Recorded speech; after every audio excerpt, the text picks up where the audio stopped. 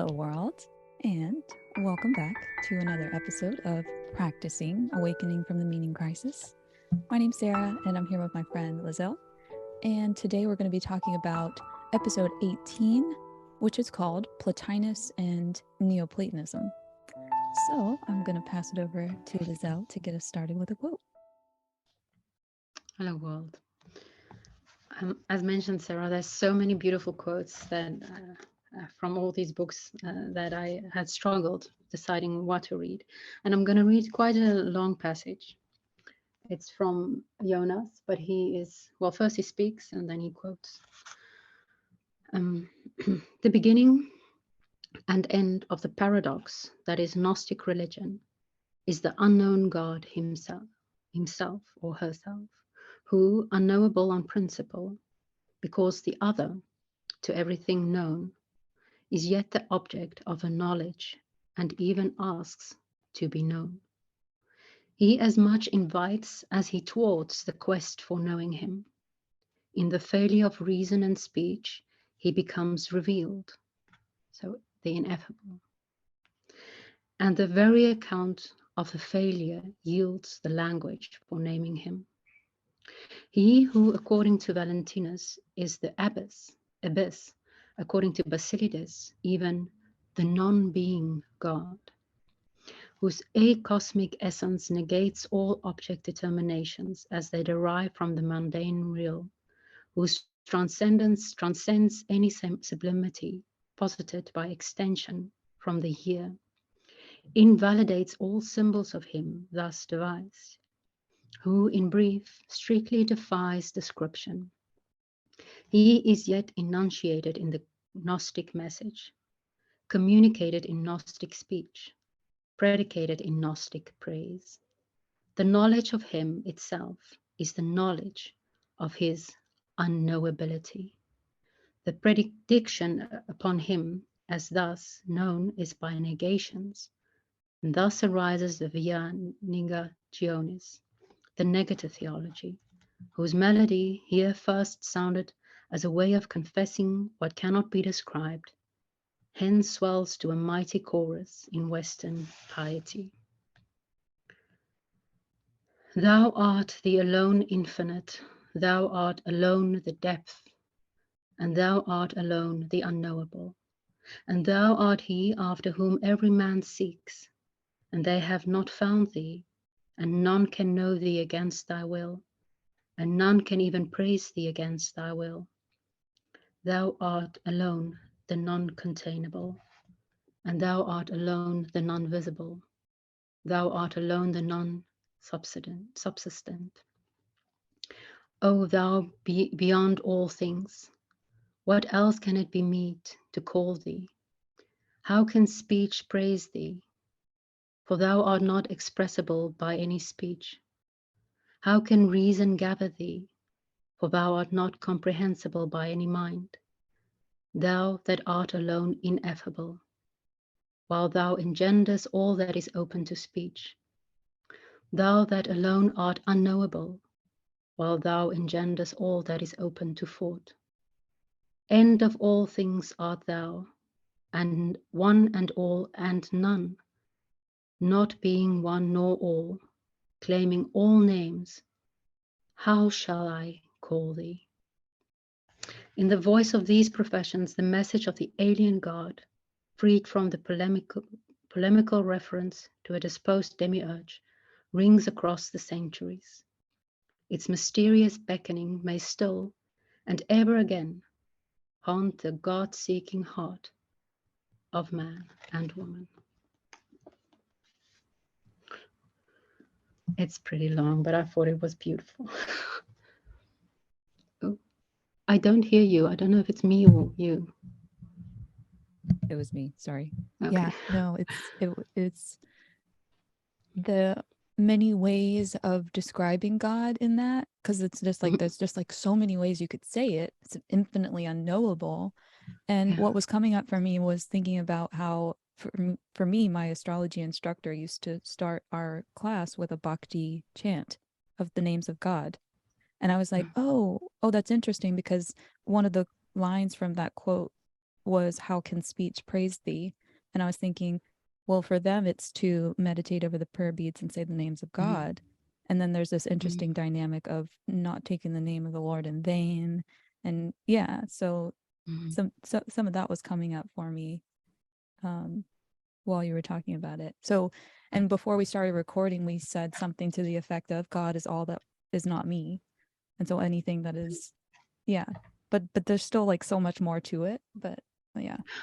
But the Gnostics will not necessarily say that. The Gnostic Yeah. will include you in the being of God, because Yeah. you are exactly that spark, that divine spark, according to the Mm, Gnostics, of the true God. And these gods whose names you know, they would say they're false gods. They're right. demiurges. They're not the real, the true, the one, The one. the all. Yeah. So let's get into that. So he has already in the last episode, and we did too, talked about Gnosticism kind of not being a belief system. So we've kind of discussed already the cognitive science of gnosis. Mhm. And that is that idea of people are existentially stuck in inertia and existentially stupefied. They can't reason their way out. They don't know whether or not they should do something. And so this is, yeah, the cognitive science of what gnosis is attempting to resolve. Mhm. Mhm. Yes. Ritual play and active analogy and active anagogy, that's things that we talked about last time. And he recaps that indeed. Mm-hmm. Yeah. All right. So trying to not feel trapped in the meaning crisis. Now, he does mention Hans Jonas here. It's the guy from whom I read. Yes. This guy. Yes. And yeah, that quote on the meaninglessness. And you were saying also before we were recording nihilism, how ours now is similar to that of the Gnostics. Well, that is the claim that that Jonas makes, and John refers to. It's ironic, well, not ironically, I don't know what the word is, but coincidentally, it's only the last chapter, which is an epilogue. I don't know if you can see that. Yeah. It's about how he relates it to today.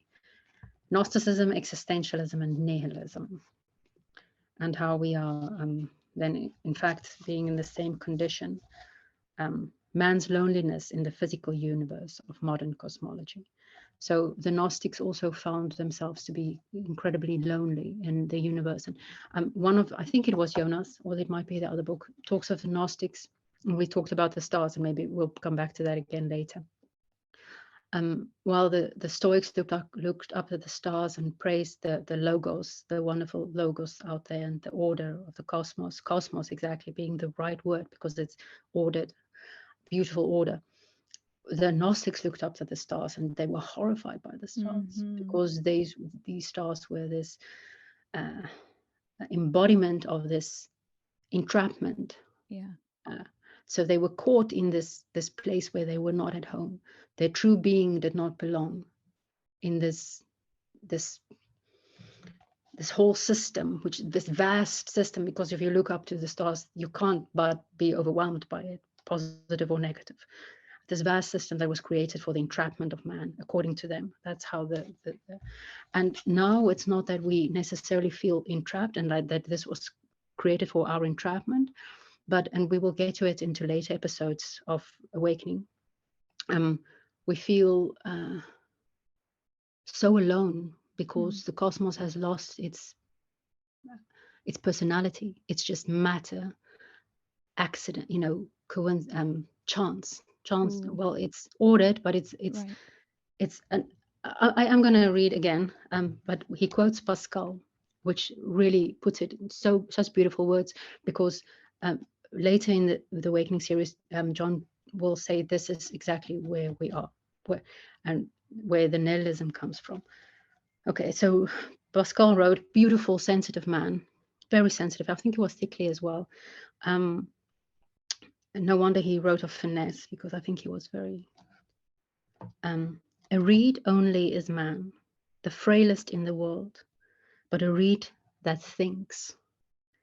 Unnecessary that the universe arms itself to destroy him. A breath of air, a drop of water are enough to kill him. Yet, if the all should crush him, man would still be nobler than that which destroys him. For he knows that he dies, and he knows that the universe is stronger than he, but the universe knows nothing of it. So that dead universe, the death of the universe, or Yeah. something of the later episodes of that feeling is where we are now. We feel like we are a thinking, feeling being caught in this vast, unthinking, unfeeling structure. That's where we are today. Yeah. That makes so much sense too for why we would want to download our consciousness onto a cold, personal Because that feels machine. more at home, more This is like, concrete. This is yeah, real. yeah, Yeah. yeah. Yeah. So yeah. Oh man, I mean, also what came up for me was like the opposite of love is apathy, Mm-hmm. indifference, Yes, and that is exactly what we think. We experience the cosmos as and an being indifferent completely God. indifferent. It doesn't give a Yeah, fuck. It doesn't give a fuck yeah, one way or another. yeah. And then maybe what the Gnostics thought, like, well, this is he's maleficent, he's like bad, is kind of even better. Like at least he's paying attention to us. It's like, Oh, oh, yeah. although that is fucked up. If you're in a relationship where, where that is the Yeah. motivation to stay, Yeah. that's completely fucked up. But either relationship is a bit. You don't want an apathetic relationship either. No, no. But yeah, that's exactly it. The universe is indifferent to my existence, Mm. and that hurts like hell. Yeah. That hurts worse than being hated. Yeah, I mean, I know in this situation, like the Gnostics are thinking like that they're the hating. gods are Yeah, like inflicting on them. But yeah, it would hurt a lot to yeah, it's almost like yeah, when John was talking about your parents take you yeah, to a dark room and they're like, hey, we haven't loved you the whole time. We've just been yeah, acting. Yeah, that yeah. kind of thing. Ah, The yeah, indifferent parents. yeah. So yeah, this shared mythology, having this shared mythology, this social network of experience was something that the Gnostics were highlighting, and how you could, within this sapiential and supportive community, as he put it, you would have this kind of ritual framing from which you could potentially experience higher states of consciousness through altered states of consciousness. Um, Mhm. yeah. So anything on that with the shared mythology? Yes and no. Like there's so much that I don't know what to say and what to leave out. But indeed, the Gnostics provided this environment for people to experience shared mythology, and also um, the apostolic fathers, when they write against the Gnostics, blame them of inventing new mythologies all the time. But that was exactly the beauty of the Gnostic community. You can use the myths of the community, and then create your own myth out of that, and live your own myth symbolically, and experience meaning in that meaning creating system, because mythology is a very much a meaning creating system. And so they had, so when we talked, like John keeps saying, yeah, it's not a religion really, it's more like a way of being, or he gets it from her probably, because she mentions it. It's more like a way of being spiritual, like, or either you're like a fundamentalist, or you're charismatic, or things like that, although that is also, but I think it's an and because there are communities where this is like very prominent, and there are myths, if not dogmas, that are very shared, and but then have various different interpretations and branches, and it goes all over the place. That's really beautiful, cool myths. I discovered some myths about Sophia that I told you that kind of caught me by surprise, because it's like, okay, this is the goddess I serve. That's scary. Yeah. But beautiful, beautiful. And so, yeah. And yeah. They also actually did a lot of rituals. There's in this one, there's like descriptions of some of the rituals that they did, which is pretty profound and could very, very easily be incorporated in Platonic myths and Platonic rituals as well. Yeah. I'm working on that. Behind the scenes. Nice. Behind the scenes. Meanwhile. So, inactive analogy, for some reason I had that locked and loaded, ready to go. When you were talking about how Gnosticism is, more like that existentialism is. It is as existentialism is, but you're saying that it could be both and, because I think it's both. I don't think it's only a way of being spiritual. I think it's also a community, because he says, later he says, how do we escape Gnosticism? And that's exactly that. Because he says, no, it's not like dogmas, but then he goes on to explain what exactly they believed, which in my mind is dogmas. So it's, I think it's both. It's and a way of being spiritual, and it's a certain set of shared myths that they had. So. And communities, there were Gnostic communities. I have us at the Gnostic New Age April Deconic, and in that book, so she's also describing, like you said, a few of the movies and like an episode of Star Trek where this theme of gnosis continues to arise. Yeah, it's pretty cool. Highly recommend this book. If you want to experience Gnosticism, almost I want to say, because some of not all of them, but a number of them at the end of she starts with the movie, and then she goes into either the history or the rituals or some of the mythologies, and depending on the chapter, and then she comes back to the movie and then makes it real for now. And at least 3 of them, I ended up completely in goosebumps at the end of the chapter. It was like, whoa, it became so real that it's so really, this is a really good book to experience Gnosticism, I would say. Experiential. Nice. Yes. Yeah. Which is what Gnosticism, I think, it might be about. So somehow, Plato influences the Gnostics. There is influence of Plato in the Gnosticism. So this demiurge, this so Plato sees this as not necessarily, it's like a benefic. It's not necessarily out to get us.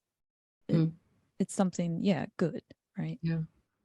I think I see the world as Plato. I think I see the world quite platonically at this stage. It's pretty cool. Whereas the Gnostics, on the other hand, they see the everyday world as suffering. They're existentially trapped. These demiurges are stupid and evil and terrible. Yes. Yeah. And therefore, the creator, the whole creator to them even is stupid, evil, or both.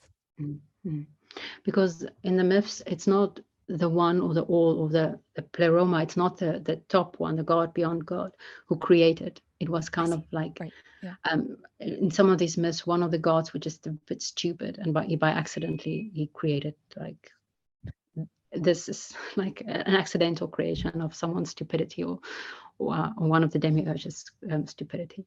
And there's a beautiful scene where, it's a Ishabalt or something. It's a different name, but it's the God of the Old Testament, so Yahweh.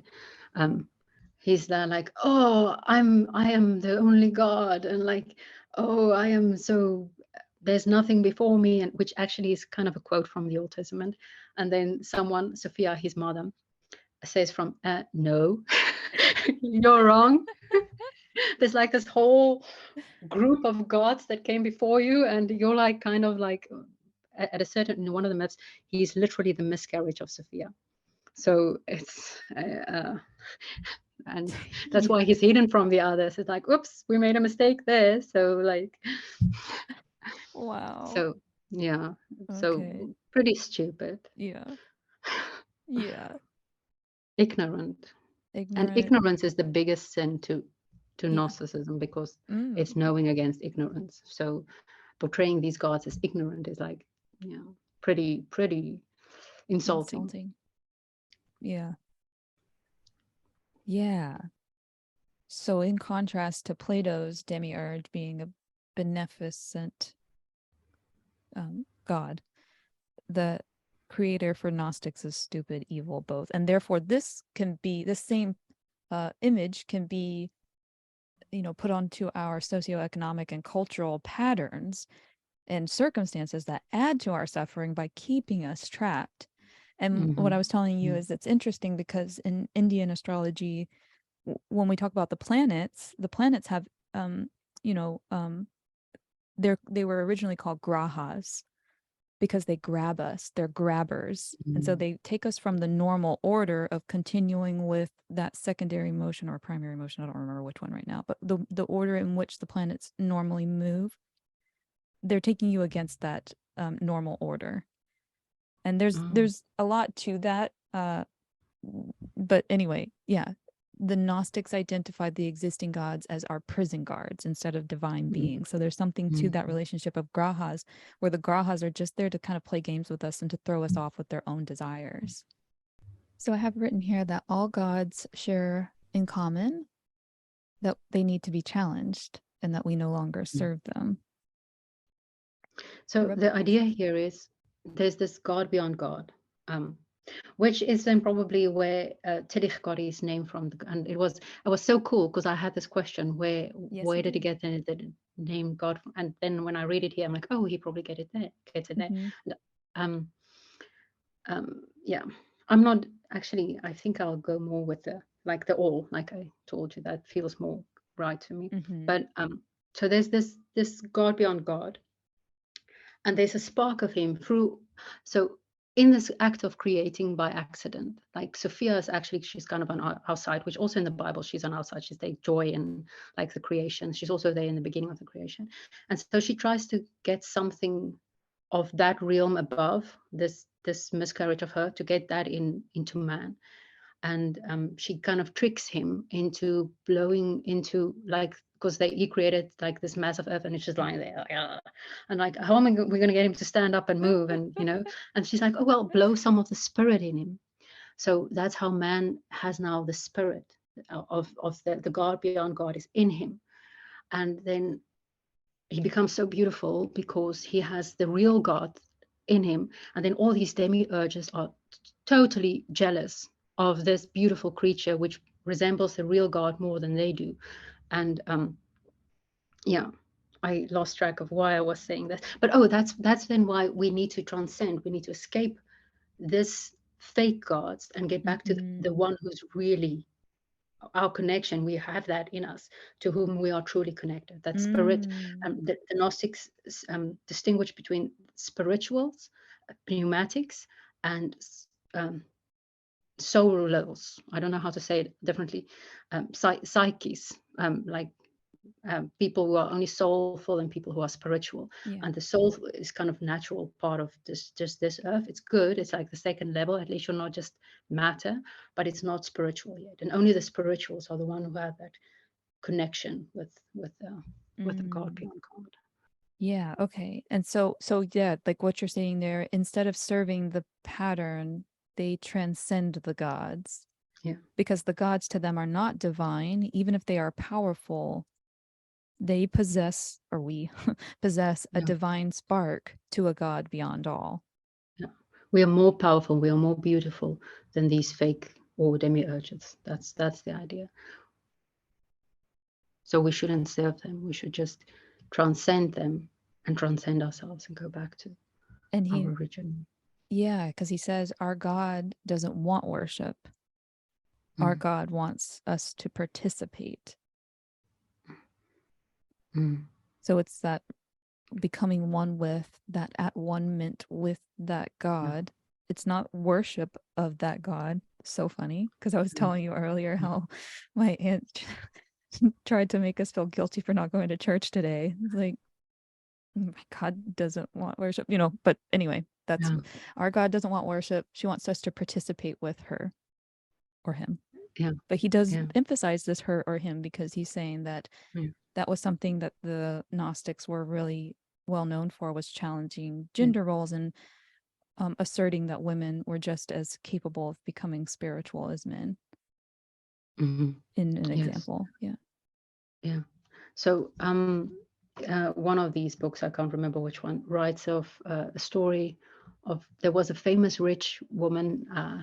She was the wife of one of the important people in the Apostolic Church, and she just like left the Apostolic Church for the Gnostics, and there was a big fuss about it, because what the Gnostics did in that, well, one of the groups, I can't remember which one, they had like this cup, and then everybody had a cup and which you drink from, and one cup would turn color. So obviously one cup had something in it, which if you pour something, because you would pour wine in cups, and if you have the cup that turns color, then you are the prophet for that evening. Then you can preach. You're the one who's then the spiritual leader of the evening. And so it was absolutely random who got to be the spiritual leader. So because of course in the Apostolic Church, women are not allowed to speak. They're not allowed to be heard or seen. Even you have to cover your head.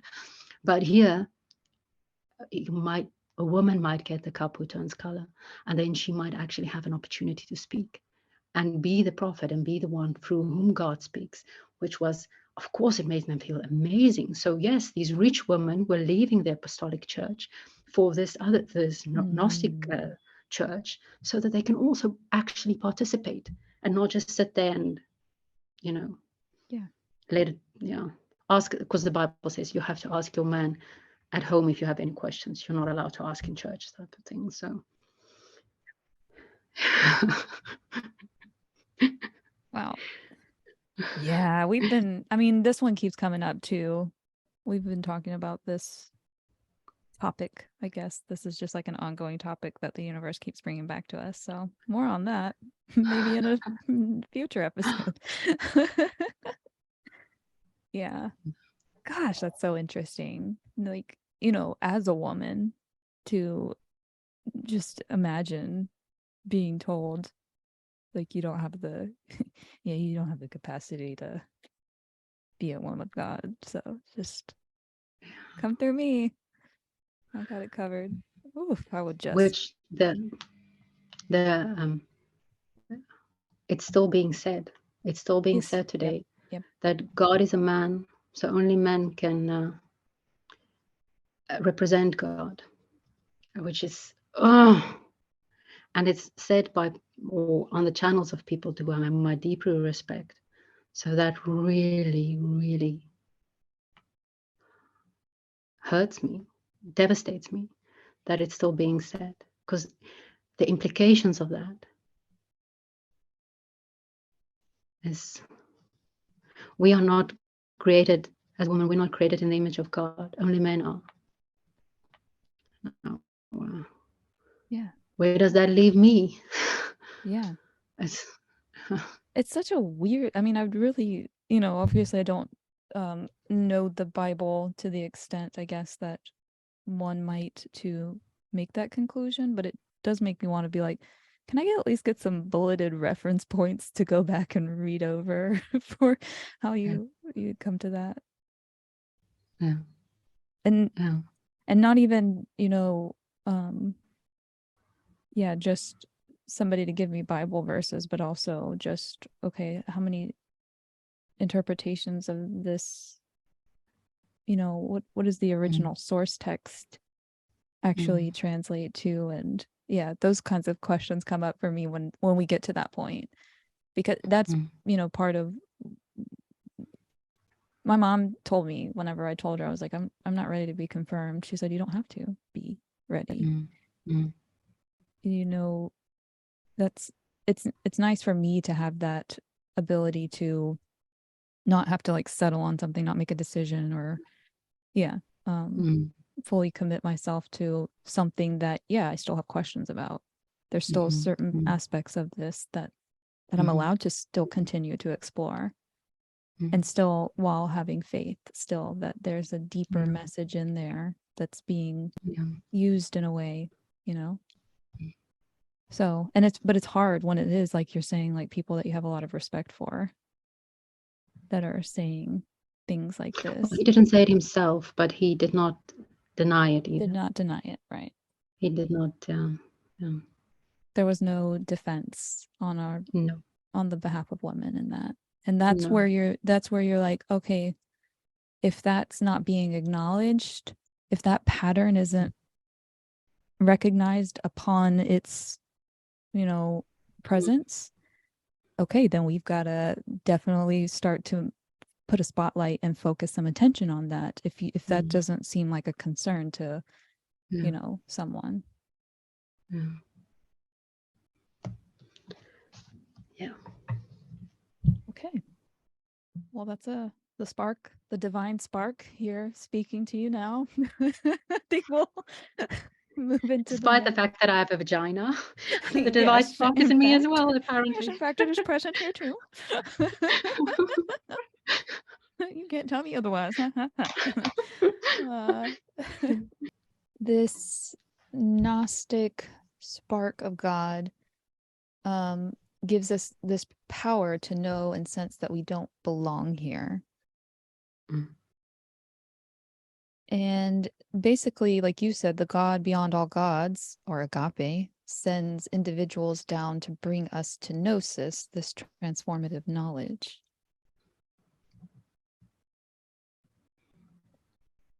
Yeah, that's funny too, because earlier, before we were recording, I was like, why? Why do we get left here? And so this is an answer to that question of why we get left here, to experience gnosis and to, have that transformative knowledge. I don't know. It's more like we're accidentally trapped here, according to the Gnostics, I at see. least. Okay. Yeah, it's like because this God, this stupid God, got all, oh, I want creatures, so he made us, and then we got trapped here. That's more a Gnostic, and then because there's a agapic God, he's like, because he didn't even make us, according to the Gnostics. So I'm going to speak from their perspective. So Okay, yeah. I'm not saying that I'm subscribing to this. He didn't even make us, but he is so agapic that he chose to save us anyway. And he said, like, you know what, I'm going to send people, and then there's one we know better than others. I'm going to send some representatives of me. So someone also, because there's a pleroma, there's the God beyond God, and then there's a lot of different gods emanating from him, and then the creator gods are quite low. They're also emanating from them. So one here in the higher realm, he's sending one of them down. Mm. And one of the traditions distinguishes between the Christ, which is interesting because I think we spoke about it also, and then Jesus. That there's a Christ, and then there's Jesus, who's also taking on the role of a Christ, but he's even lower than the actual Christ. The Christ is playing a role in the Godhead itself, and then Jesus is the one who's actually coming down. And but yeah, but I like the way you said it before we started recording. Like, well, you said something about, it sounds so gangster the way you said Oh it. yeah, I said JC brings the gnosis. JC brings the gnosis, man. Yo, Yes, JC, give me JC. some of that gnosis. It's almost like an MC. Yeah. Hey, JC Gnosis, that's his DJ name for our I worship. like that God. Yeah. Praise and worship, JC. Yeah. Yeah, so So he's one of them. what you're emphasizing is that the Gnostics, the teaching of Jesus is more important. So this way of knowing agape, as opposed to where Christians really emphasize the death, the descent, the resurrection, and the ascension. Or I guess in some cases. I think in all cases. Yeah. Yeah, it's about soteriology is the big word. Salvation, the learning about salvation, and for the Christians, the salvation is caught up in the crucifixion because he becomes the sacrifice Yeah. to what's the English word? To reconcile God and man, to do, because God is the God of justice and of love, according to the Christians, because the God of the Ottomans was very big on justice, and so he has to sacrifice himself because something needs to die for this God, And that's what Jesus wrote. And for the Gnostics, who is like the God of love, like, no, he's not. He doesn't require something to die for us to be united. He just requires us to know him and have this gnosis of him too. And so this person comes to teach us about this God who only requires us to know him. He doesn't want blood sacrifices and all these. No one needs to die. We just need to know him. And there is an element where the death of Christ is then also special to the Gnostics, in the sense that by dying, he laid down his physical body, and his spirit went back to the. So in that sense, his death is then also important to them. He went back to the spirit, the big one, and but yeah. Nice. So. But the thing is, like, the Gnostics, they continue to churn out new myths. So it's not about that final story of Christ and the forgiveness and the sacrifice. It's about creating, he says, inactive analogies and inactive anagage. How do we self-transcend? And then they create, like Plato did it as well. His myth of the cave is a myth about how can we self-transcend? How can we experience more than just this level of reality? Yeah, transcend as opposed to serving. Yes. And in that way, serving this realm. Yeah. So they were challenging the idea of servitude being the core of spirituality. Which was a huge thing John emphasizes as well, because that's just always been taken for granted. Like, gods are above us, and so we have to serve them. And I mean, I feel it, and I know you feel it. Like, even just entering back into work, I get that evil little gremlin on my shoulder that's like, hey, why are they telling you to clock in? Why are they telling you can't leave on your lunch break? I think it's just like, fuck those guys. Fuck the man in charge, you know? Fuck the man. Yeah, exactly. Yeah. But I don't mean the masculine man. I mean, like, the man, like, the thing, the structure. Well, yeah, the structure. The thing too, but yeah. Anyway. We love this story, he says, with all its Platonic elements. Yeah. It connects Platonism to Christianity, this ability to transcend the gods. And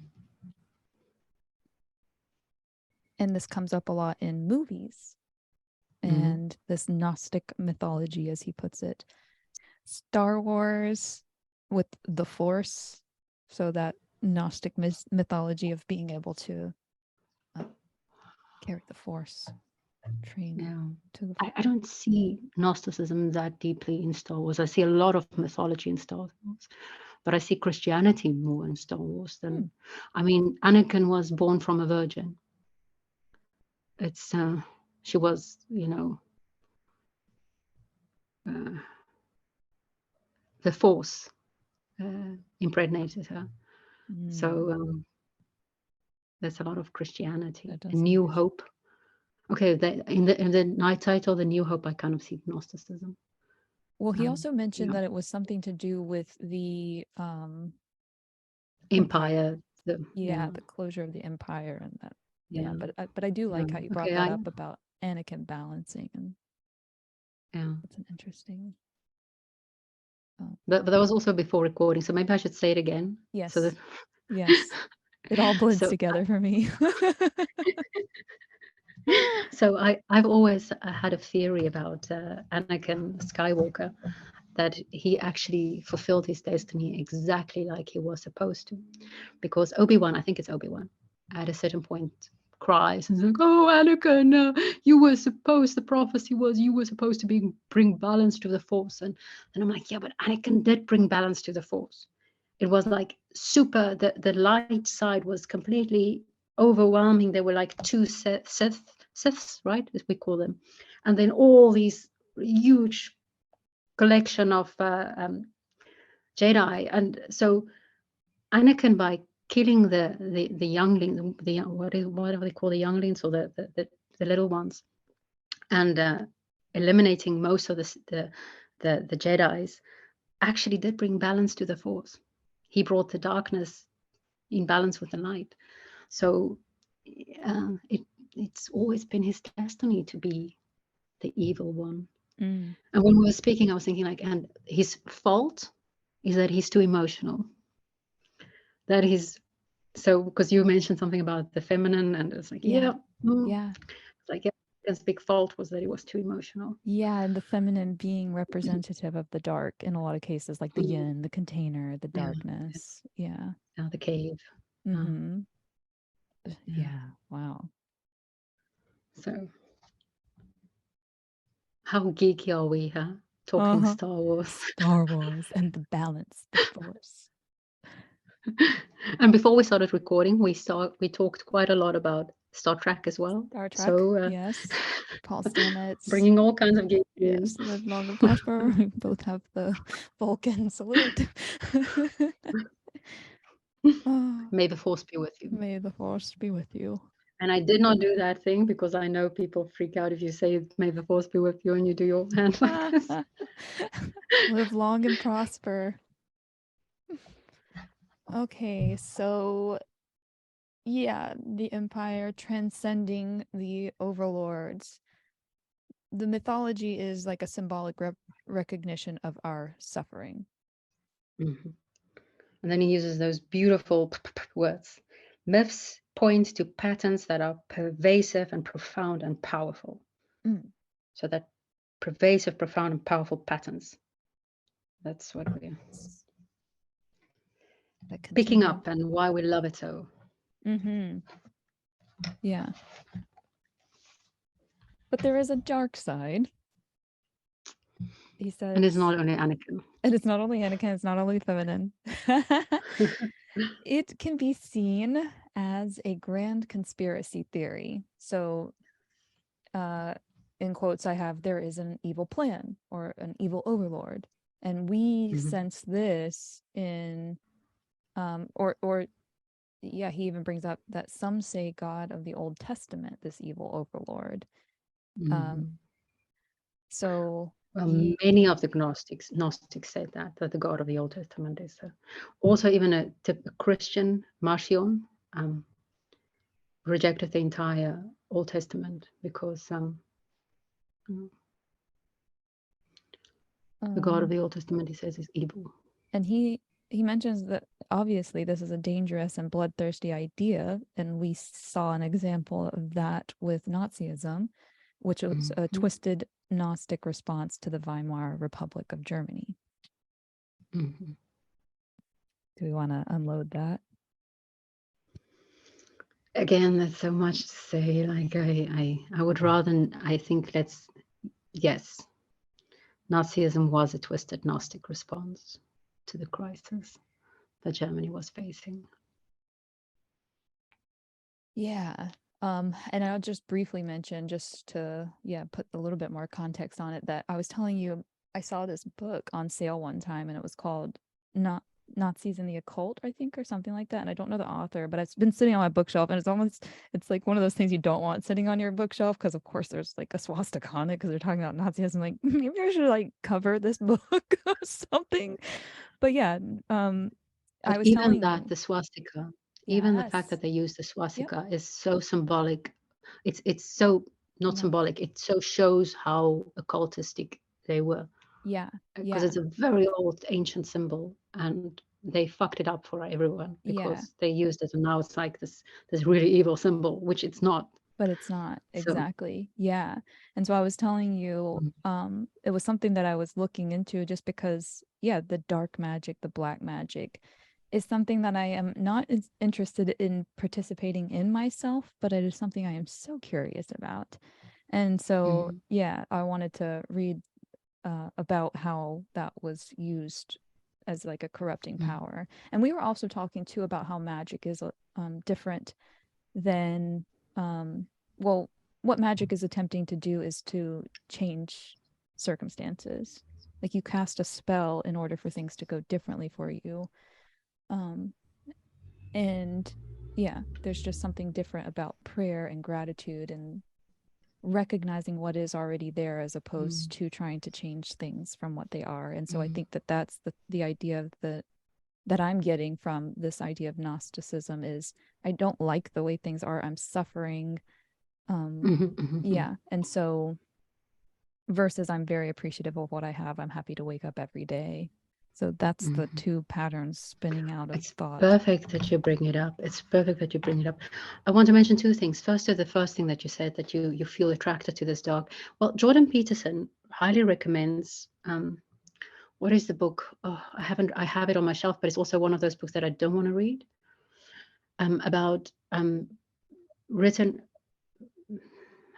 normal men or something like that, about men who were in the Second World War, just civilians, but then they were acted as, like, you know, soldiers, and then they went, and the atrocities that they did, not they only saw, they did.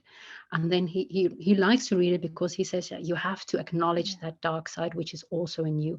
And I hear something of that in the attraction that you mentioned. It's like you have to also be able to, and hello Jung, hello, we're coming to him. You have to also look your own dark side in the eye. Because the fact is, if you want your roots to grow all the way to heaven, but your branches to grow all the way to heaven, but your roots doesn't grow all the way to hell, you're going to tumble over. You need your roots to grow all the way to hell. And you need to acknowledge the fact that they do. They really do. This darkness is also in you. Oh, and I'm not even rhyming. And JC. And yo. Oh, you make me want to fall in love with Christ again when you speak of him like that. It's like, oh yeah, I miss him. I really miss him. But so, and that's the one thing. And the other thing with which I really love that you mentioned, our talk of ritual and magic, because that's exactly the difference between Stoicism and Gnosticism. Like, magic Gnosticism is seeing the structure or the stars and being horrified by it and trying to change it, or trying to transcend, getting out of this fate. I can't remember what they call it, but they don't call it providentia. They call it something else, which is entrapment. While the Stoics is exactly looking at the stars and being overwhelmed by the beauty of the pattern, by the providence of God, and how everything unfolds, and then trying to participate with that unfolding as good as possible. And that is ritual, opposed to magic. So beautiful that you brought that back again. Nice connection. Which you made. So thank you. Thank you for highlighting it and having us sit in it and reframing it. So that's what we're moving into now, is how can we salvage gnosis from Gnosticism? And he's mentioned us, obviously, that Nazism is like this dark way in which Gnosticism can arise. But there are examples through these prophets, you say, of Gnosticism, Tillich, Jung, and Corbin. Yes. So I got a couple of books which he doesn't mention. I've got here. So Tillich he does mention. And I'm reading slowly through his systematic theology as well. He's amazing. Yeah. So, and it's almost like his theology, maybe I'd said this before, it's like his theology doesn't only apply to Christians. It applies to anyone in any spiritual tradition. It's really amazing, his theology. And he talked about, the last part I read, he talked about finitude and transcendence. And then I was like, oh, that's the eternal moment. That's exactly why it feels so special. We talked about it another time, a previous time. It's like, yeah. He has the God beyond God from here, and he rediscovers sacredness, he talks about, which is important. And then we've got, who is next? My man Jung. So I brought this book, The Gnostic Jung, where it's all about how deeply Gnostic he is actually. Well, and then I will end with reading from his 7 Sermons to the Dead, which is a very Gnostic text. And then this is, well, one of his most weird shit. Maybe we should rather read from you. You can just tell me a page and I can open anywhere and we can, like, what 117. 117. Yay. It might be the introduction still. Oh shit. No, it's not. It's not. Okay. It's so beautiful. This book is so beautiful. And this is just like the ugly version. The ugly. So, no, this is not page 117, but it is the first page of the actual book is 117. Shut the fuck up. Huh? Keep going. The way of what is to come. Okay, then he writes in Latin. Well, it looks like Latin. I don't know if it is actually Latin. But okay, then he translates.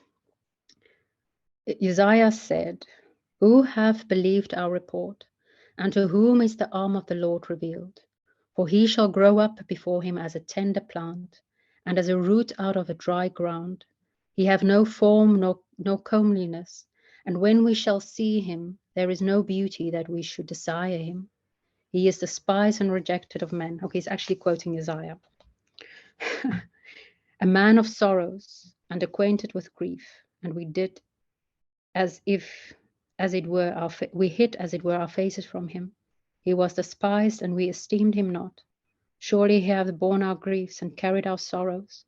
Yet we did esteem him stricken, smitten of God, and afflicted." And then he quotes another part from Isaiah. So the whole starting is quoting from the Bible. And then he actually quotes that, "And the word was made flesh and dwelled among us. And we beheld his glory, the glory of as the only begotten of the Father." Mm. Yeah.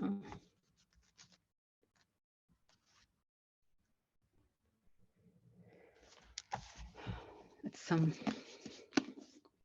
Oh yeah, I got so carried away with Jung. I forgot about Corbin. I was like, wait, how do I get us back in here? You lost me there. You lost me there for a second. It was That's okay. It was cute.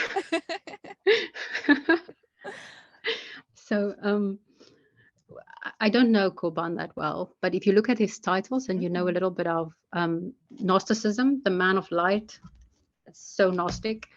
Alone with the alone, very Gnostic. And then this is Jung Buddhism and the incarnation of Sophia. So the incarnation of Sophia is very Gnostic.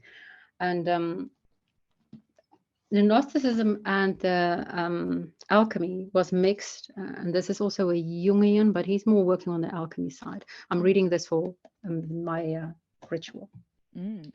And yeah.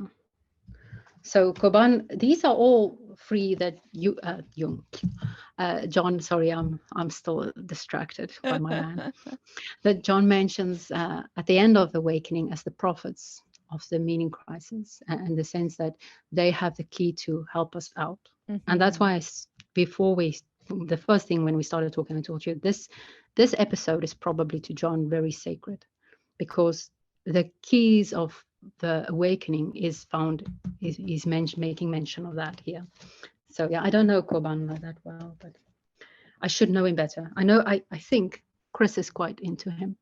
He mentioned something once that, but I don't.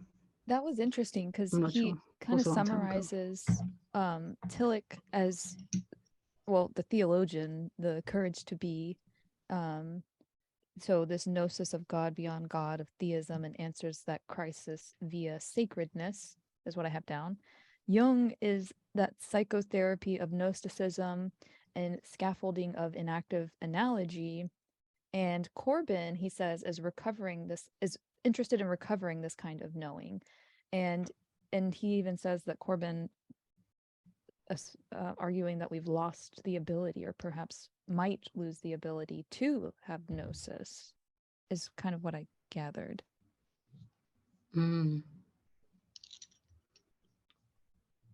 I don't know how to respond to that, because my knowledge, like I said, of him is very limited. Okay. I've read a couple of books on him, but he's also very difficult.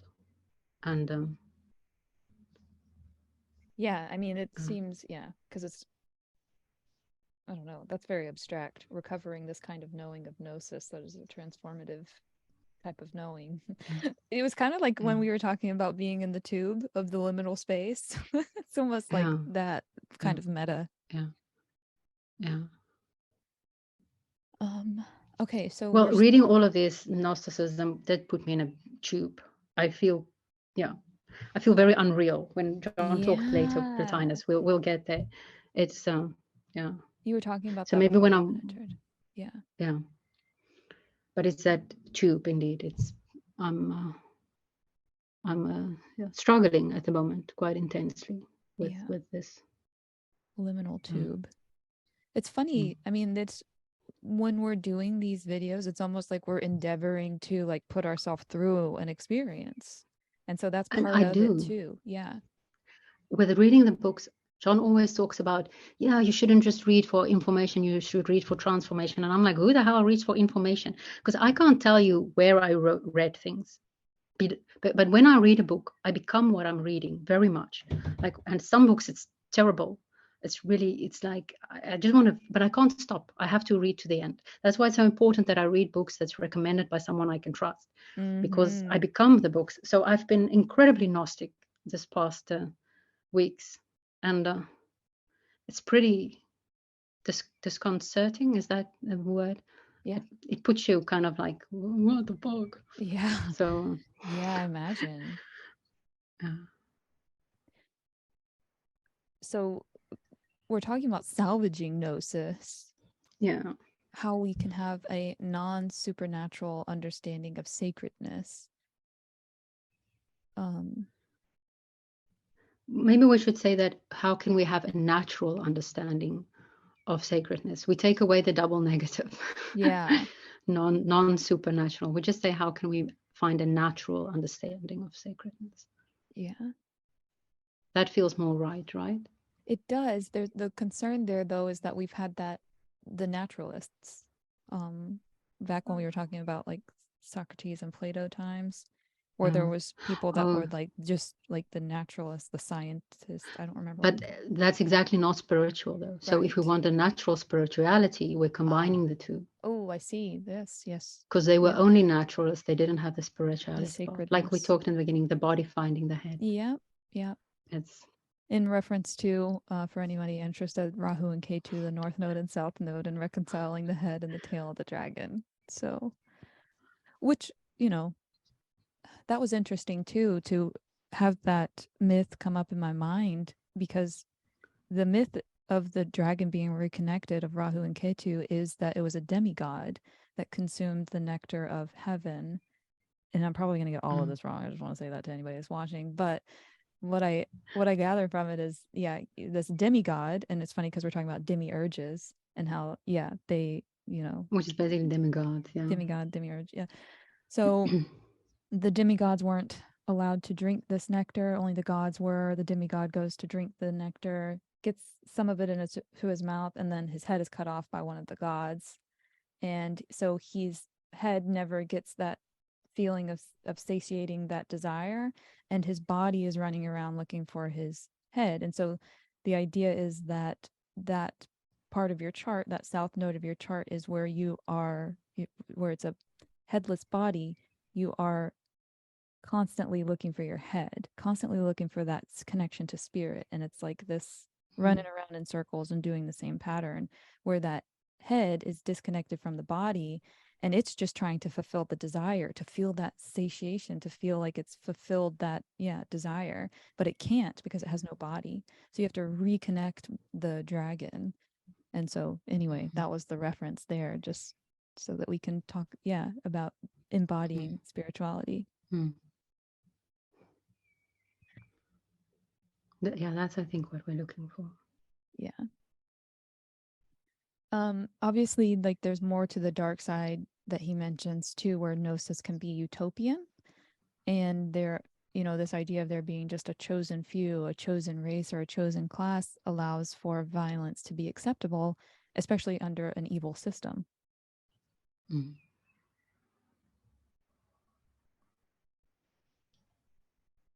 Neither nostalgia nor utopia. That's what John once written on his grave. Neither Neither nostalgia. nostalgia nor utopia. Hmm. There's a lot to that for me, but that's going to take us on another tangent. So, oh, so I have written how to have ambivalence towards Gnosticism. And so he creates this triangle of Gnosticism, Christianity, and Neoplatonism. Okay, these three religions were prominent at the same time and came into being kind of at the same time. Christianity, Gnosticism, and Neoplatonism were like competing. Though Plotinus is because Plotinus is the father of Neoplatonism. But yeah, they very much feed into each other and grow from each other. Like there's elements of both, or of all three in all three, kind of thing. Because I don't know Neoplatonism that well, but I know Christianity and Gnosticism. I don't know Gnosticism that well either, but what I've read, I can very much see the Gnosticism in Christianity. Yeah. What I've read in Gnosticism, I can very much see the Christianity in there. So they're very much, they were all, this meaning crisis we talked about, John keeping saying domicile. Yeah. They were all responses to that, like spiritual Right. responses to that at the same time, and different responses. But it allows, I think, like mentioning that part is like, yeah, all of this made sense. And you can see it from each of these three different perspectives of how this would be a response to domicide and why there would be these little intricacies about exactly, well, but this part, this is where we diverge. So there's like this understanding this attempt by all of them to address a similar issue from different ways, and the differences are like little intricacies. Yeah, because there's a lot of similarities, because in a sense Christianity also speaks about this world being destroyed and then the next world being the real world, and where we come to not necessarily Christ but Christianity, and even the Bible, like John and the Revelation of John and things like that speak of that. So there's this escapism from this world, like this is not the real world, this is not the ultimate world. So we're talking about Plotinus because we finally reached that point in the episode towards the end where we address the title. So John says here, he presents this idea that where physicists and scientists now are working on the grand unified theory of quantum mechanics and relativity, uniting them, that is how Plotinus's impact, that was his impact on ancient spirituality, essentially. So bringing together ideas of Plato, Aristotle, and the Stoics with anagoge, structure and knowing, and the therapeutic project that the Stoics were taking part in.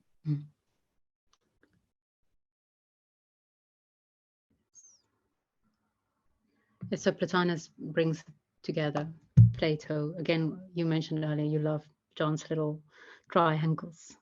Yeah. Plato's spirituality with his anagoge, Aristotle's worldview with his level and his ways of knowing, and the Stoics' therapeutic project he's bringing together.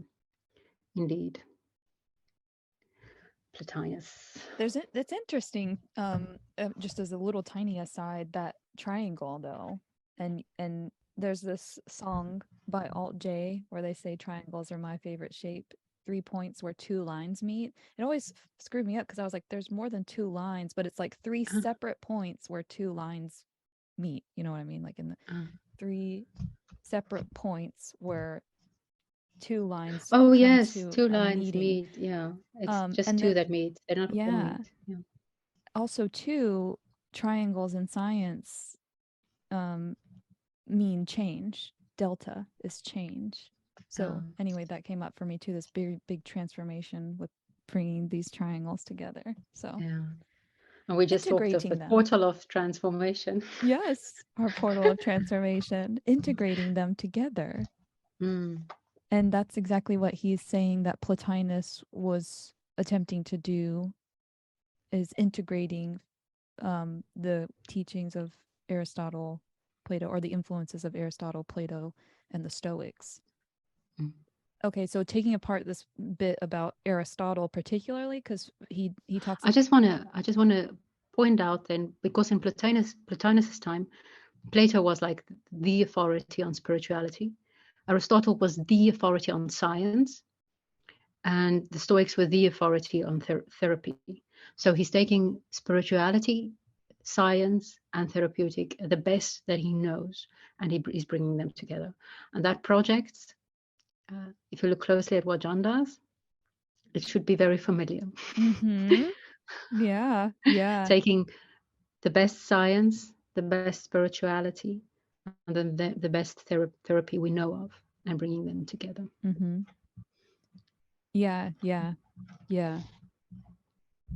We are, it seems to me, the vessel within which contradictions come together and are,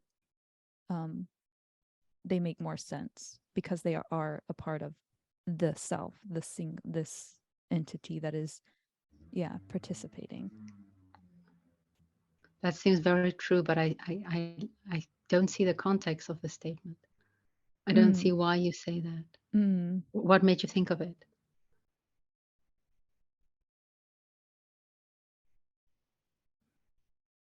Yeah, the funny thing is I wanted to get it out before it left Yeah. me. I Okay. needed to Yeah. say that, So and I don't we even are. have the full connection. Okay. Cool. Like we are the triangle. Yep. We are the place where two lines Oh, meet three yep. times. Yep. We are the paradox embodied, and something like that. You Yeah. said. Yeah. Yeah. Yeah, we're the because John is doing it. He's Mm-hmm. participating in that. He's doing that Mm-hmm. thing of bringing the contradictions together and describing in a way that they don't necessarily contradict one another, like religion and cognitive science in some instances. Mm-hmm. So through him, he is a vessel through which other people can transform. Fuck, oh my God, Mm-hmm. I'm doing the thing. So John's a prophet. But yeah, but everybody has that capacity to Yeah. be the place within which contradictions come together and make more sense. Only if we Yeah. aspire to make sense of those contradictions. And in order to make Yeah. sense of the contradictions, we have to understand why it is that we aspire towards contradictions. Yeah. Hmm. Yes. Don't know if I would call John a prophet though. Yeah, right, right. I But would, I was like I tongue would in call him cheek with that a little. a great son. I know, but I think there's something in there. That's why I want to actually play with that. I think he's a great synthesizer, and I think that's exactly who he wants to be, a great synthesizer.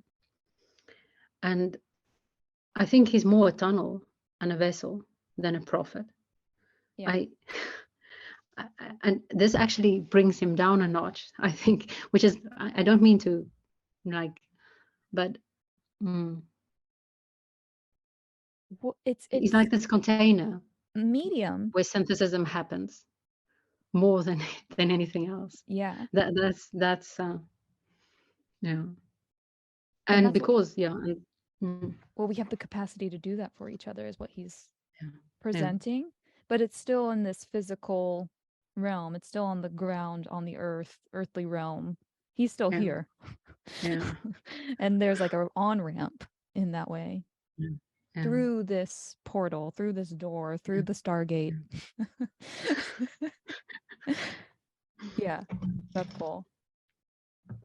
Okay, well, that was my understanding of why Plotinus embodies this ability to bring contradictions together. And you actually said that it is a project, very similar, or a project that should mm. bring about some familiarity based on what we've been reviewing in the Yes, past 18 yes, episodes. and John very humbly, when people speak of him as a great philosopher, says, "No, I will be." I don't know who it is. If it's Aquinas, like I want to be at best something like Aquinas, that I synthesize, I bring together different aspects. But he's I don't know if he's fooling himself or being just too humble, but he's aspiring to. He's Yeah, he's indeed more Plotinus than anyone else. yeah, Like even Socrates, he's more Plotinus than Socrates. Says me, who sees him as Socrates. So, yeah, but objectively seen, he's more Plotinus than I yeah. would say than Socrates. Nice. So with Plotinus and Aristotle, I mean, he broke this one out of the idea of conformity theory and of forms, which is funny because that's kind of what we were just talking about too. Um, Plotinus has levels of realness that kind of mirror Aristotle's levels of being. And where it's because Aristotle had like this hierarchy of being, and it was like rocks at the bottom, God at top, and like humans somewhere in the middle, animals a little lower, and yeah, that plants a little lower than that. And so but that was his way of organizing things, and it influenced biology so much because it allowed us to categorize. And while we no longer in the biology world see it as a hierarchical, some are better than others, and this ascends towards something, we do group them off based on certain characteristics and features, and only because of the influence of Aristotle and really looking into how we could designate and group nature and the natural world. So it really, yeah, big influence. And so these levels of realness is what Plotinus is working with or highlighting, which is at the very bottom would be pure potential.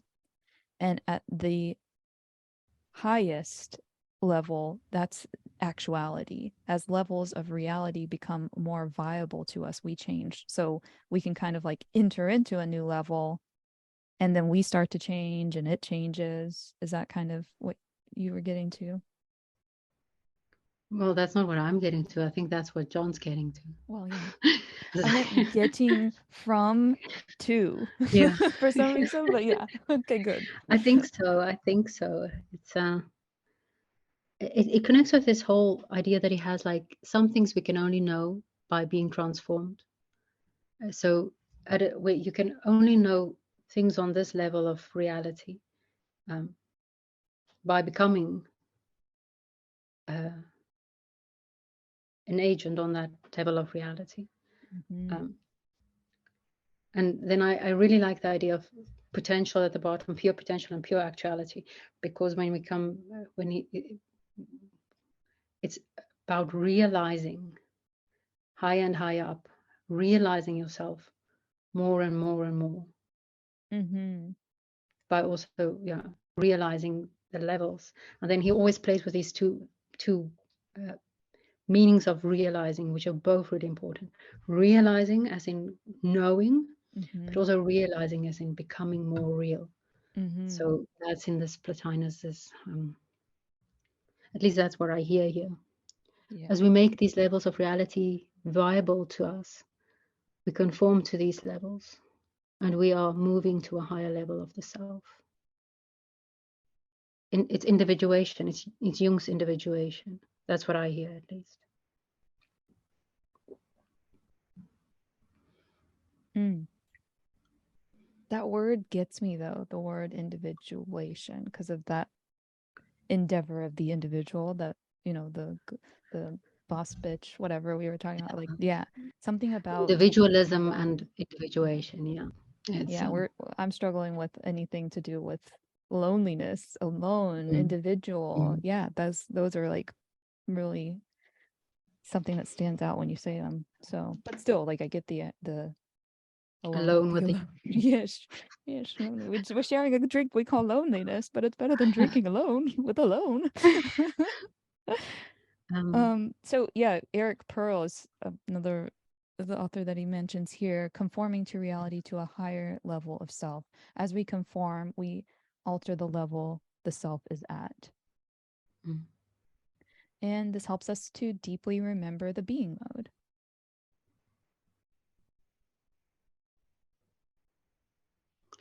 yes. Okay, so I have an example, or well, he says as an example, and then he like goes off with some like vague statements because like usually his examples are very concrete and it's like here's a story and I'm going to give you this so that you remember it, but this I didn't remember because it was like here's an example and it was like where's the fucking example, but they are examples, it's just questions though. He shoots off like a fire stream of questions where how much time have you put in it, or how much time have you put in when you're pursuing something you don't understand, there's a gap of bullshit. What Mm, makes something real? How do we sense it was real? How integrated and at one it is? So he's saying that the object is more structurally, functionally organized than the shadow, therefore it is more real. These are all just examples. And that is how you should see individuation instead of individualism.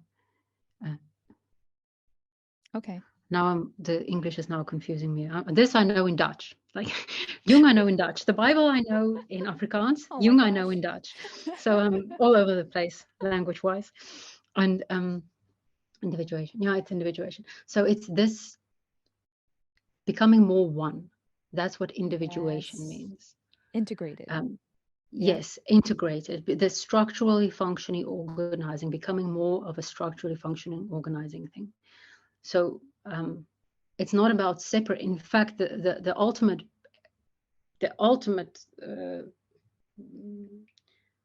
the telos of individuation, I almost want to say, is to become part of the all again, because the self, which is what you want to build and create and get to know through individuation, well, you want to integrate all your parts with the self type of thing, and know them through yourself.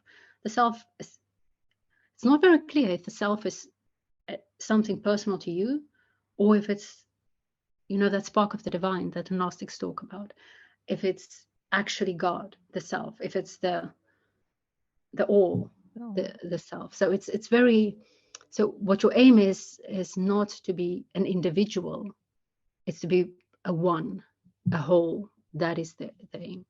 Yeah, that helps. Yeah. Yeah. Because it's like the fire is also, you know, well, it's shadows. Shadows are only a result of the fire being present. So the actual physical, concrete fire being there, that's actually the one. That's the fire, the all. That's where it all is coming from.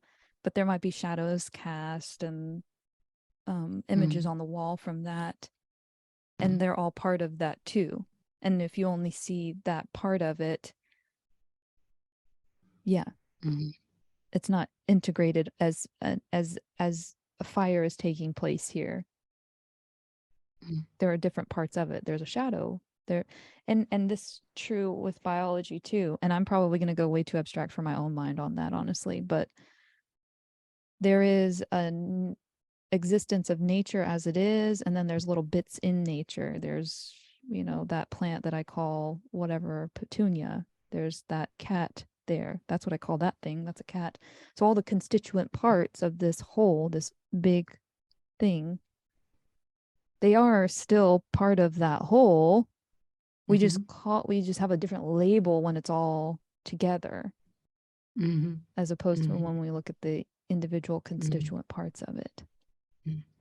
And if you look at the individual constituent parts, you will find other parts making up that individual, and that's what he gets to then when he makes that, because the plant is part of the whole flora, but the plant is leaves and stem and petals, and then the stem is different parts, and so every part has more parts, but well, so, and what I'm getting at is my understanding of biology is that, well, because that plant has a square stem, then it might be mint, or it most likely is mint. I know that because of my understanding and knowledge of that plant and my relationship with that plant and getting to know it. Somebody else wouldn't know that about mint. They're just like, yeah, mint, I don't done, know. right? Yeah. And but that's that understanding. And so then you can see how when you attune your meaning making machinery, you when start you to know the notice whole, different. you can look at a part and then you can know what whole it is. That's what I hear you say. Yeah. That's pretty cool. When you know the whole, you can look at a part and then you know which whole it is. Then you see the whole in the part, but you need to know the whole in order to be able to do that. Yeah. The whole, it's funny because we talk about cave diving a lot, the analogy that I keep using, and just like being in the cave hole.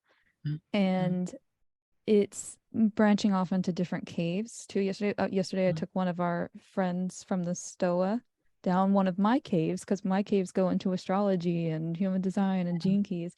And so it's interesting to take somebody from our journaling group there with me, because we have a journaling language that we speak in, Yeah. and it's very ethereal. It's on the outskirts of where we normally think, so that liminal imaginal space. So yeah, we have a developed language now for navigating that space, and we can speak that to one another. And so there's this way in which we experience that part of the one that is just really magical together, from our exploration of the perimeter, I guess, of the discovered whole. Beautiful. So why are we talking about all this? It says, or I have written down, to understand something, how are all the parts one? And he's drawing diagrams of like tally marks and like grouping them, and then integrating them in a lower rung, and then integrating that in a lower rung. It's just like integrate, integrate, integrate. Through integration, and I've abbreviated what he said, but it says things become more real. Become more real through integration. Yeah. And he also says, as we integrate them together, and they're more real as things as they are integrated together.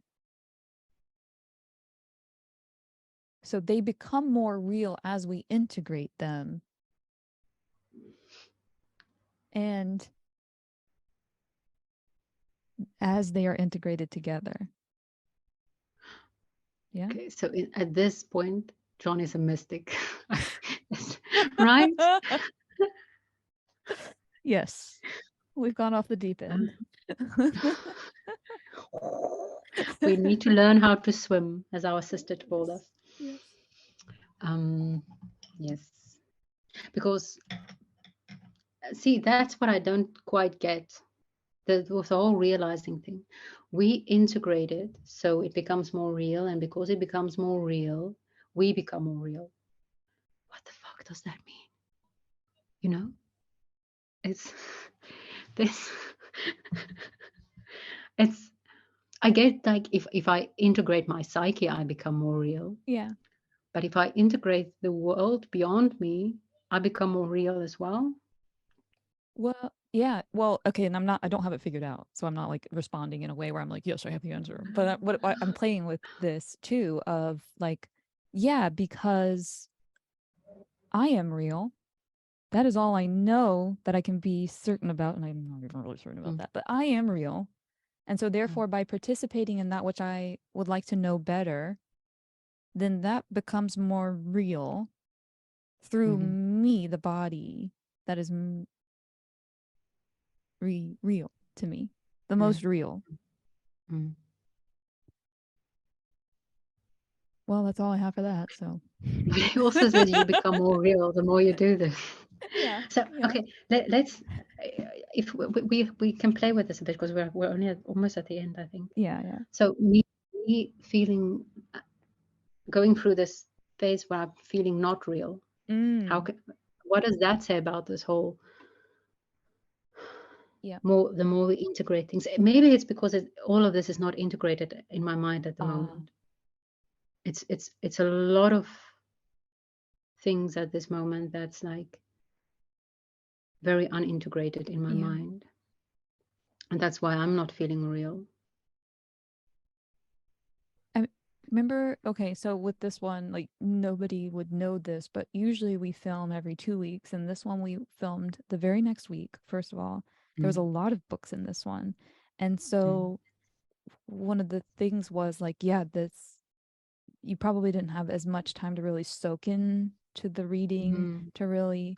But I have started reading on Gnosticism a couple of episodes ago. Yeah, because so I have been reading it a long time. But it's interesting to think about this idea of, okay, I've got a lot of suspended ideas, a lot of suspended possibilities, a lot of things that I could bring together through me, because I am that vessel through which things come together, contradictions can come together. So if all these ideas are just out here suspended, and I can't rope them in and bring them into a lace, weave them together. There isn't an actual structure. It's just all particles separate from one another. It's not a wave working together as like a knitted net or, yeah.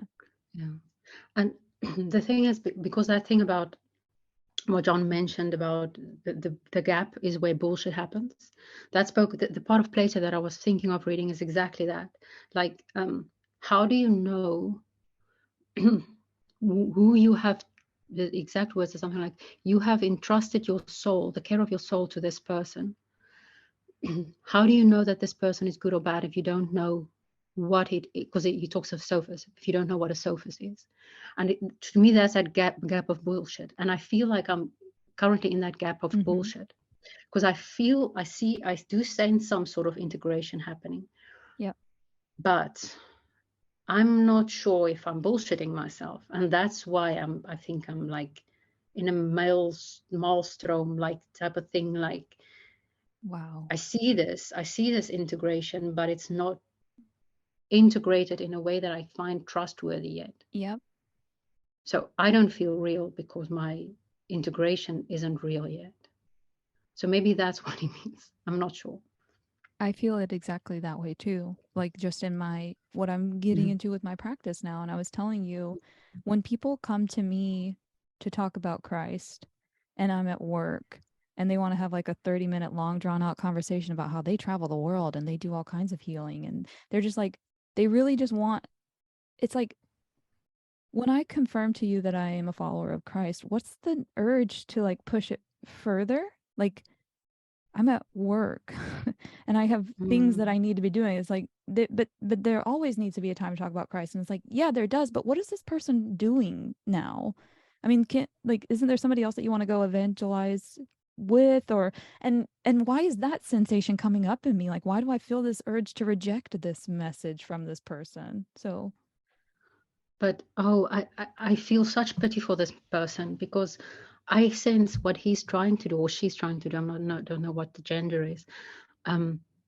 is trying to become real, yes. Yep. because we need someone to. That's why I feel so lost. All the things in my mind is my mind. It's Yep. only in my mind. I can't really express it or have someone validate it. And that's probably what he's trying to do. He's trying to Yes. become real by sharing what he thinks, and he wants you to see him. Yeah. It's that agapic love we talked about. Yeah. Seeing someone, really listening to someone, makes them real, makes them Mm-hmm. actual persons, and he's hungry for that. And it's so sad, Yeah. because Yeah. he thinks in his mind he thinks he's speaking of Christ, but he's actually just speaking of himself. Himself. Yeah. Oh yeah.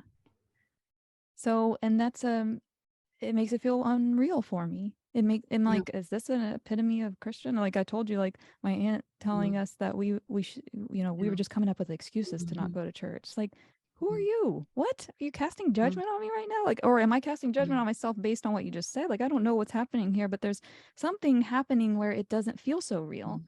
It feels Yeah. like this is an act that I'm putting on for people to Yeah. like me, and that Yeah. isn't what I want. What I want is a Mm. deep relationship, and so that's what I'm endeavoring to do. But yes, that part of it is bothering me because it's suspended amongst all these other things that I've been working with that God has led Mm. me to.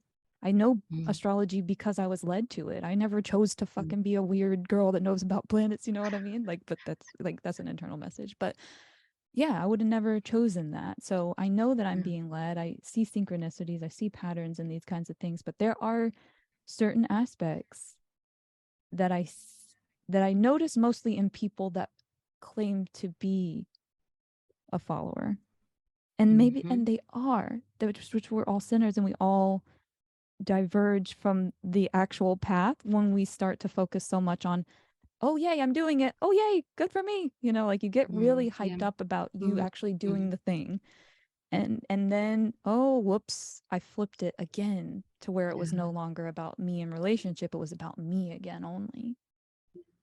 It's so many things come to mind. Christopher comes to mind, because Kierkegaard comes to mind. I think Kierkegaard says something like, the biggest stumbling block to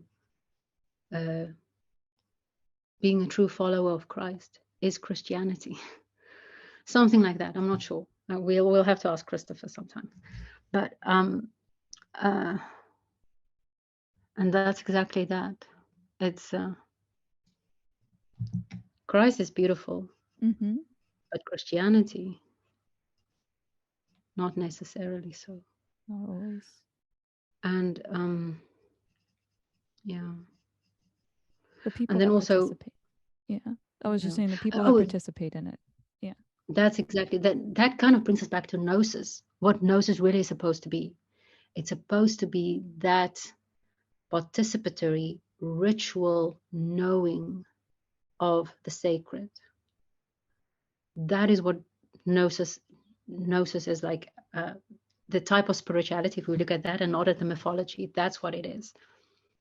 And that is what new, and that's why she calls her book, oh, there's so many books on top of her now, the Gnostic New Age, because that's what people are desperately seeking in New Ageism, is that knowing by participating. Yeah.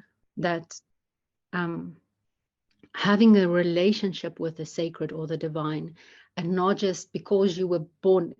I know this for a fact because Chris said it, that Kierkegaard said that you can't be born a Christian.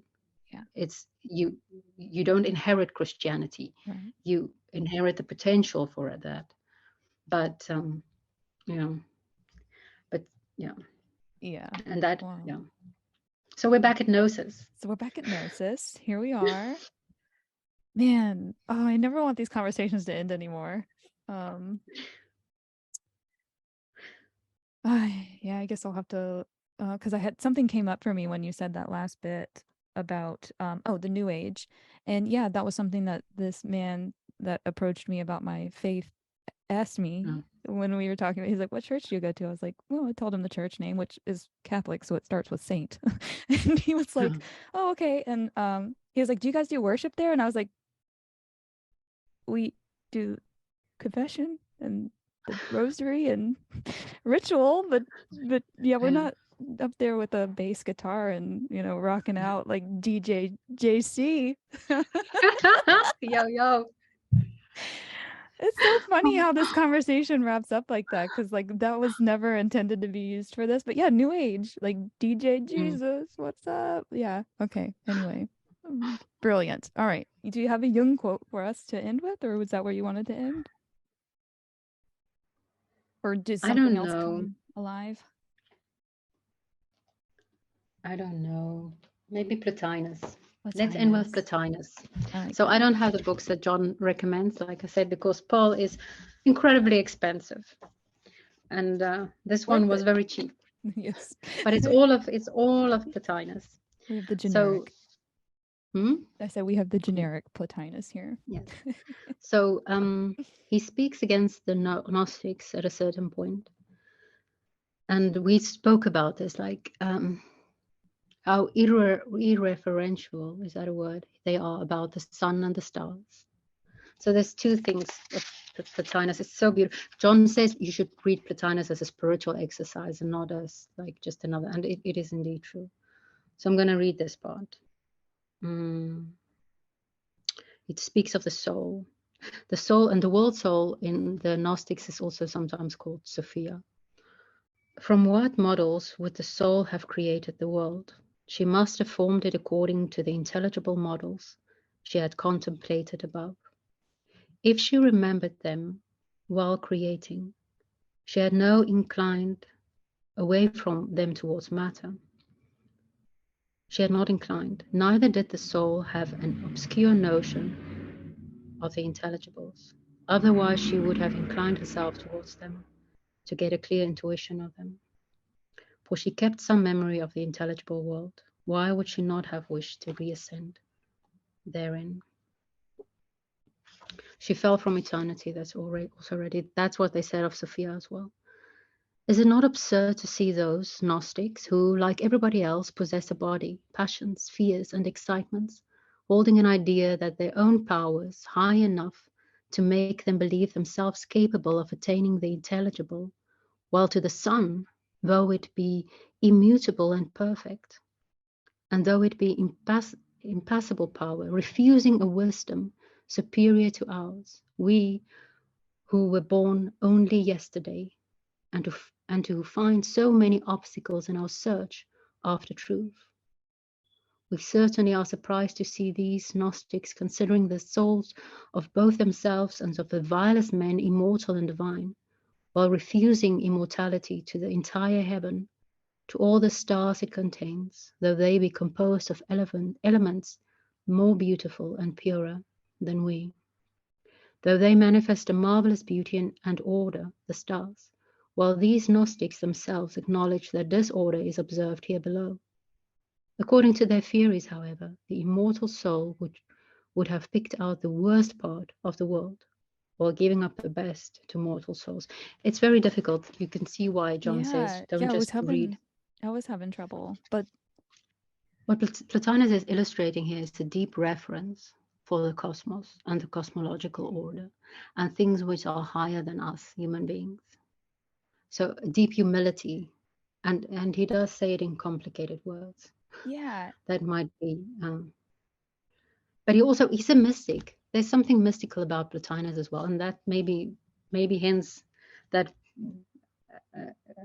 saying John as Plotinus more than Socrates, maybe even in that Plotinus himself has some sort of mystical vocabulary, a vernacular, like a jargon that's but what he's expressing there is that from what I could understand, like how could you be so pestilent or like arrogant? Arrogant. How could you be so arrogant? To think that you could know all that the sun's wisdom contains. Yeah.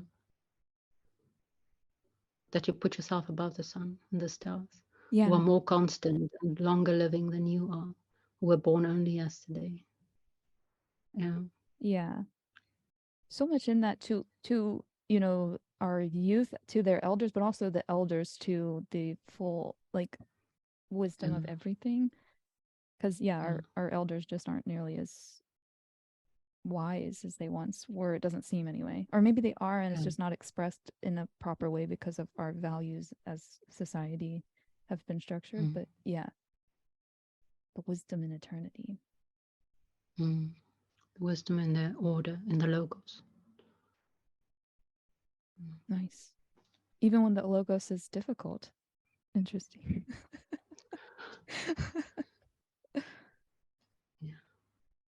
Ooh, but maybe that's also actually part of the whole why you have to level up in order to understand. It's supposed to be difficult. Yeah. It's supposed to call you into contemplation, into